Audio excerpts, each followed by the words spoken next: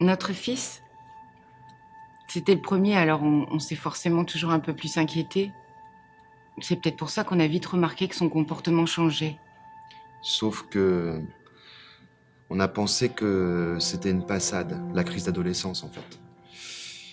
De notre point de vue, il faisait n'importe quoi. Un jour il rentrait, il allait se coucher après les cours. Un jour il passait une nuit blanche à jouer à des jeux vidéo. Et à chaque question, c'était l'escalade. Pas tous les jours, mais souvent. Suffisamment souvent pour que ça devienne invivable à la maison. Et comme sa petite sœur et son petit frère en souffraient beaucoup, on a vite évité de poser trop de questions. Surtout les repas en fait. Une fois il voulait manger comme quatre, une fois il mangeait rien du tout. Alors là avec sa mère c'était devenu l'enfer, c'était la guerre quoi. Donc prenait soin de sa santé quoi, je sais pas comment dire. Enfin, il y avait quand même des jours entiers d'accalmie.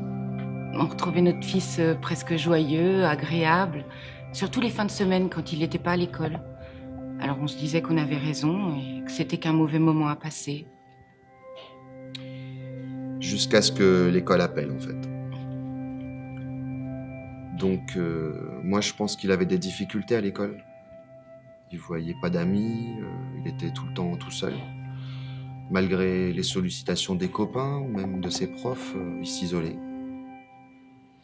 Et puis on nous a appris que ses résultats scolaires étaient en chute libre, qu'il séchait des cours depuis un bout de temps, qu'il avait falsifié des mots d'excuses, qu'il fumait du shit. On est tombé du grenier à la cave. Mon mari est rentré dans une colère noire. Il y a eu une dispute horrible et Jules est parti en claquant la porte. Il a disparu pendant plusieurs heures. Je me souviendrai toujours, il a dit il me reste plus qu'à crever. Et puis il est parti. Heureusement, son meilleur ami était là. Il est passé chez lui et c'est lui qui nous a appelés et qui nous a expliqué. Nous, on savait rien. On savait pas que Jules était victime de harcèlement à l'école. On savait même pas que sa petite amie venait de le quitter. On n'avait rien vu. Il nous avait rien dit. Ou alors on est passé à côté à cause du boulot ou de son petit frère. C'est pas tous les jours facile de repérer les choses quoi. On a réussi à le convaincre d'aller vers notre généraliste. Donc ils se sont parlé. Et puis le médecin nous a juste expliqué qu'il faisait une dépression, qu'il avait essayé de tout affronter seul et qu'il s'était épuisé jusqu'à ce que ça devienne une maladie. Et curieusement, ça nous a presque rassurés de mettre des mots sur ce qui se passait. Et puis il avait des solutions. Bon, l'essentiel maintenant c'est qu'il aille bien en fait.